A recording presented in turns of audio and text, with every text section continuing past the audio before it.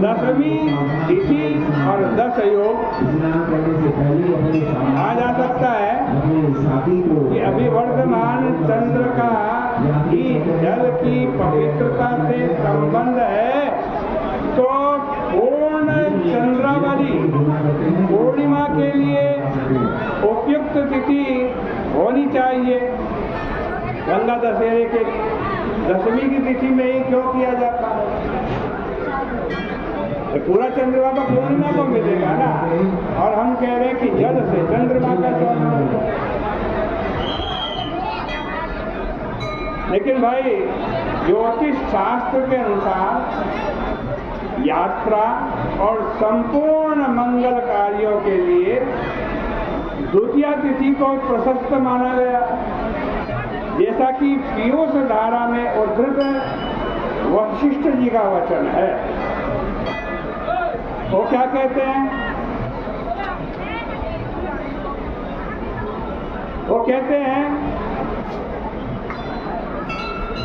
कि दसवीं की द्वितीया की तिथि में ही शुभ काम करने चाहिए,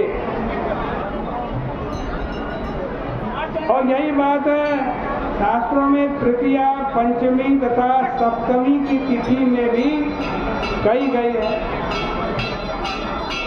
और द्वितीया, तृतीया, पंचमी, सप्तमी इन शुभ तिथियों में जो आप शुभ काम करते हैं उन कार्यों की सिद्धि कब होती है? दसवीं तिथि में होती है। जैसा कि लिखा गया है कि द्वितीयायां, तृतीयायां, पंचम्यां, सप्तमी तिथौ उक्तानि यानि सिद्ध्यन्ति दशम्यां तानि सर्वदा। यह बात पूर्णिमा तिथि में नहीं है, अतः तीर्थों में सर्वप्रथम भगवती गंगा की यात्रा इसी दिन होनी चाहिए, दसवीं की तिथि में। अभी 10 योग आपको कहे, 10 योगों में से मास, पक्ष और तिथि का होना अनिवार्य है। एक तो जेठ का महीना जरूरी है, एक शुक्ल पक्ष जरूरी है, एक दसवीं तिथि जरूरी है, इसका विकल्प नहीं हो सकता। बुधवार और हस्त नक्षत्र का कभी कभी योग होता है, हमेशा नहीं होता। अब की बार नहीं है। जब इन दोनों का योग हो तो आनंद योग होता, जो नाम के अनुसार आनंददायक है। अतः 4 योगों की आनंद प्रदता सिद्ध है। हस्त नक्षत्र स्नान के लिए शुभ है। व्यतिपात योग तो पुण्य कार्य के लिए प्रसिद्ध ही है। वृक का सूर्य 12 राशियों में सबसे तीव्र होता है। जितनी भी अन्य राशियों में सूर्य जाता है उसमें इतना तीव्र नहीं होता जितना वृक राशि में जाता, क्योंकि मेष राशि तक तो बसंत ऋतु रहता है और मिथुन राशि के सूर्य में प्रायः वर्षा प्रारंभ हो जाती है। अतः शुद्ध गंगा जल आने का यही जेठ महीने का अवसर है। चंद्रमा का सूर्य, कन्या का चंद्रमा सूर्य के त्रिकोण में पड़ता है। सोम रस का अधिष्ठाता चंद्र सूर्य से आज कहते हैं त्रिकोण में स्थित होकर शुभ फल देगा। गर करण के नामानुसार आज कहते हैं ये दोष का नाश करने वाला है। गर करण दोषादायक है, क्योंकि संस्कृत में घर को विष कहते हैं। अतः दोष निवृत्ति के लिए गंगा स्नान ऐसी तिथियों में हो तो यह उचित है। यह उत्सव मुख्यतः स्नान का उत्सव है, गंगा स्नान का। और गंगा जल का महत्व हमने बतलाया। देखो स्नान हमारे को क्या करता है? अधिकार देता है। किस चीज का? भगवान के पूजन का।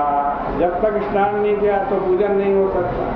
पूजन का अधिकार देता है, जप का अधिकार देता है, तप का अधिकार देता है और दान और पुण्य का अधिकार देता है।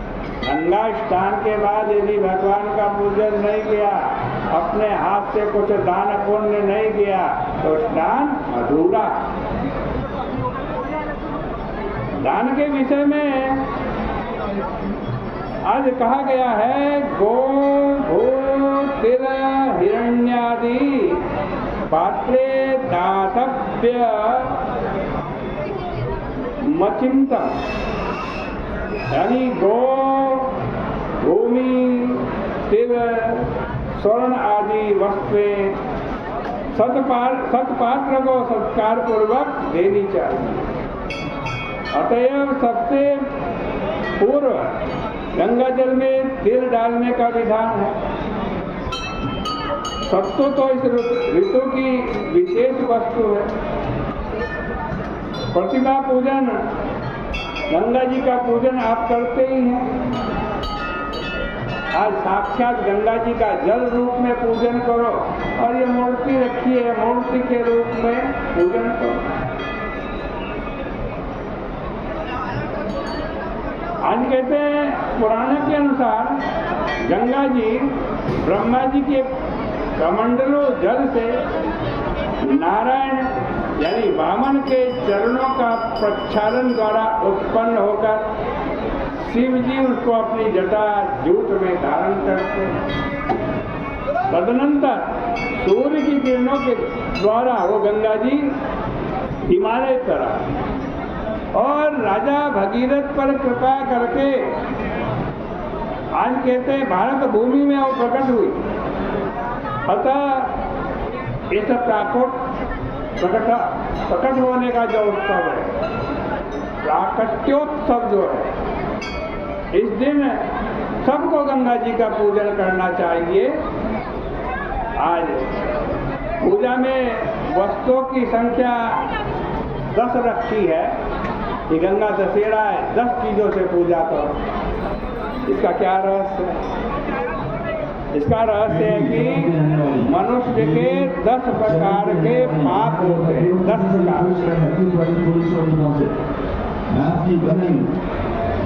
गंगा जी में 10 प्रकार की आज वस्तुओं से पूजा करने से, गंगा जी में 10 बार लोटे लगाने से ये मनुष्य के जो 10 प्रकार के पाप है ना, वो नष्ट हो जाते हैं।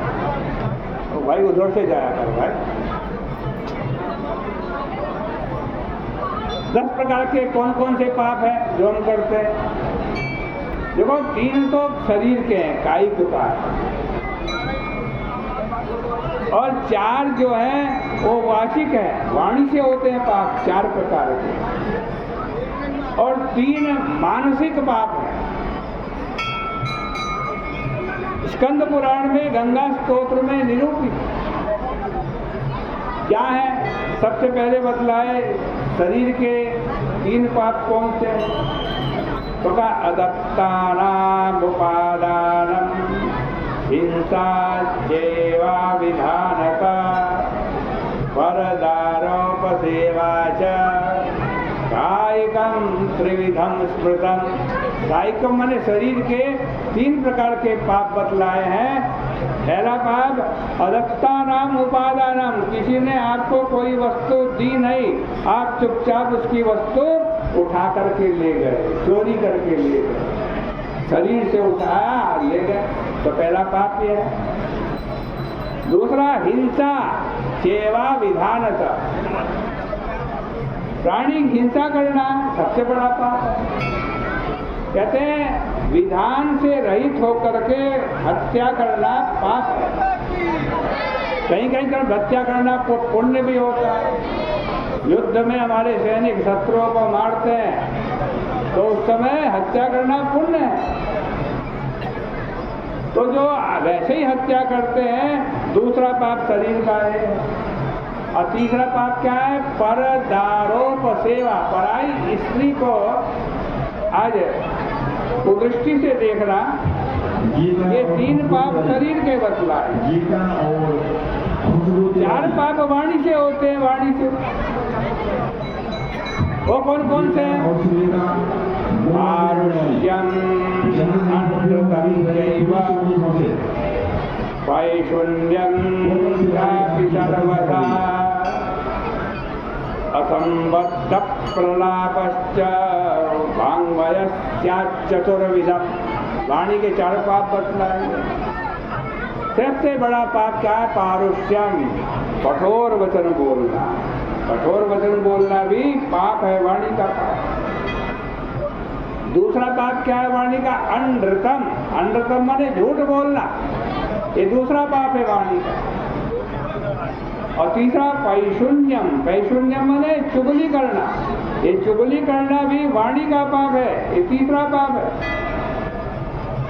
और चौथा पाप क्या? असंबद्ध प्रलापश्च। बहुत लोगों की जुबान ऐसी होती है ना, वो बिना बोले रह ही नहीं पाते है?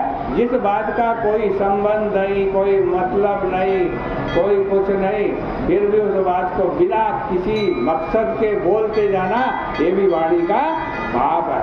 ये 4 पाप वाणी के हैं। और 3 पाप फिर मन के बतलाए। 3 पाप मन के कौन से हैं? परद्रव्येष्वभिध्यानम्, चोरी करना तो पाप ही है, मन से भी दूसरे के धन को आज ध्यान करना चुराने के लिए कि उसका धन किस प्रकार से चुरा लो, ये मन का पहला पाप है। दूसरा मनसा अनिष्ट चिंतनम, मन से किसी का अनिष्ट चिंतन करना, ये दूसरा पाप है मन का। और तीसरा है वित्ताभिनिवेशश्च। आज कहते हैं बेकार में किसी से आग्रह करना, कोई व्यक्ति किसी काम को नहीं करना चाहता, आप जबरदस्ती आग्रह करके उससे करवाना चाहते हो, ये भी मन का पाप है। इस प्रकार ये 10 पाप है। इन 10 पापों की निवृत्ति अभिष्ट है। अतः सर्व पाप हारिणी भगवती भागीरथी को सब वस्तुएं 10 संख्या में भेंट की जाती हैं और गंगा जी में भी 10 बार गोते लगाए जाते हैं। मछली, कछुआ, मेढक भी बताया, उनकी भी पूजा करके गंगा जी में छोड़। तो इसका क्या मतलब है कि आदि भौतिक गंगा जी के ये आभूषण है भाई, उनको बड़ा प्यारे हैं। अतः पूजा के समय आध्यात्मिक गंगा जी के निमित्त उनका गंगा जल में प्रक्षेप बताया गया है, क्योंकि आध्यात्मिक देवता भी आदि भौतिक से ही संबद्ध है। इस प्रकार से गंगा दशहरे का आपको महत्व बतलाया।